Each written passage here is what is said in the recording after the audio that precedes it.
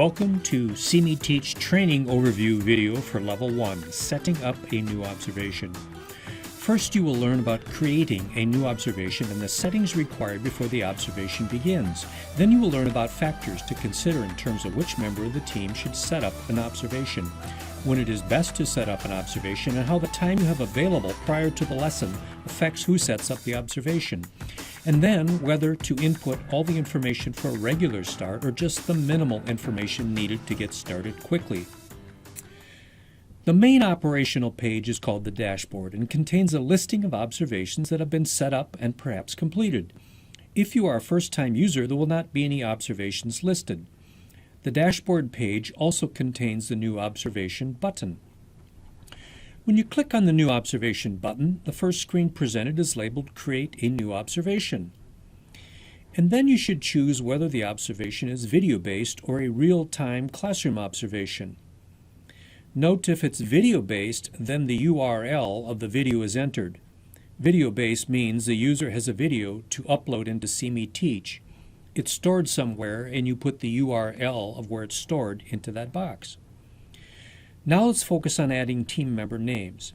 In order to save a new observation, the user must minimally enter the name of the teacher and also the name for Observer 1.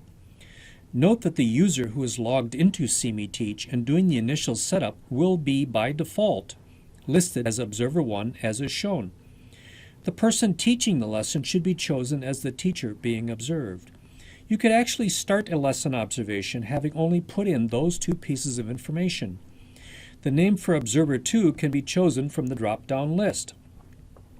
The person teaching should always be listed as Observer 1 or Observer 2 because only Observer 1 and Observer 2 have setup rights and therefore can enter or change the setup information or can delete an observation from the dashboard.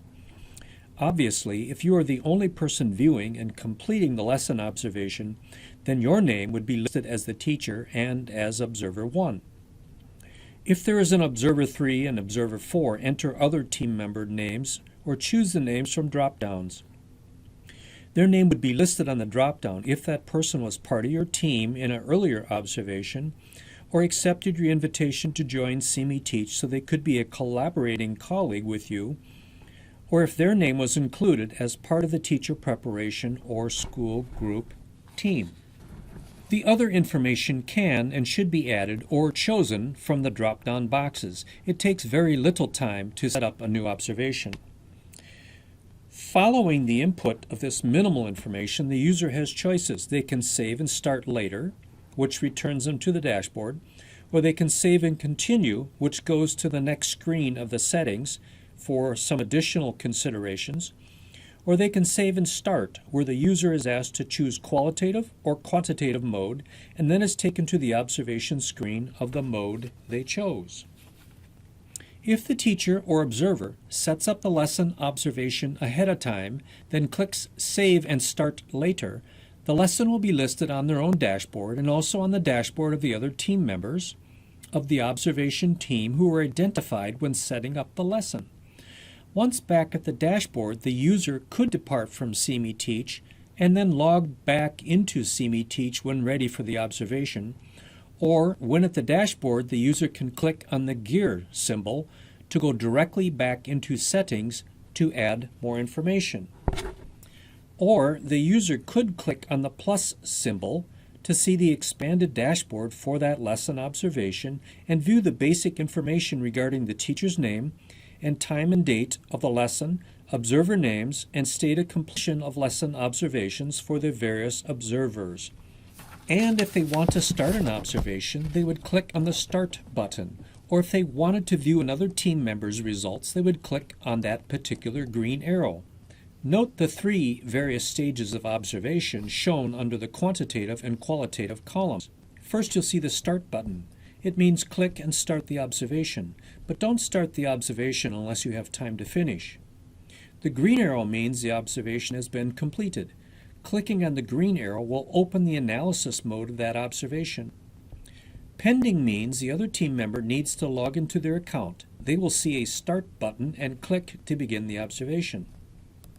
If the lesson is set up ahead of time, once in the classroom, or if using video, When an observer is ready to begin, the observer opens the dashboard, chooses the appropriate lesson observation, clicks on the plus symbol to expand the dashboard, clicks on their Start button in the qualitative or quantitative box, and then begins the observation. Let's talk a little bit more about the new observation setup.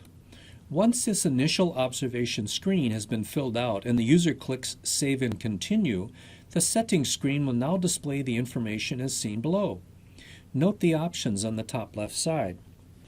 If the user wants to add more information to the setup, they could click Save and Continue and the next screen is presented, Pre-Lesson Questions.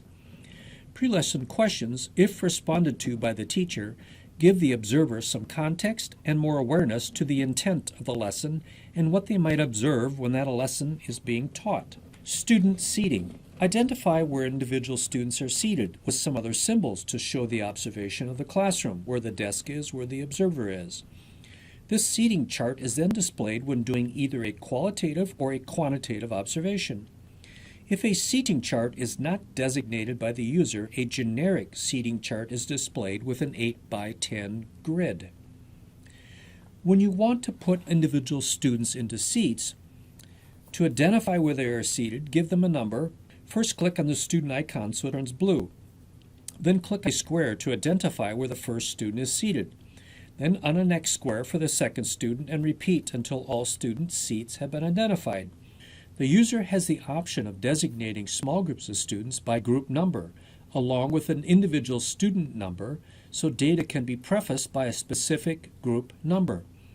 A student in group 1 would have a square that reads G1:2, or a student in group 3 would have a designation of G3:15.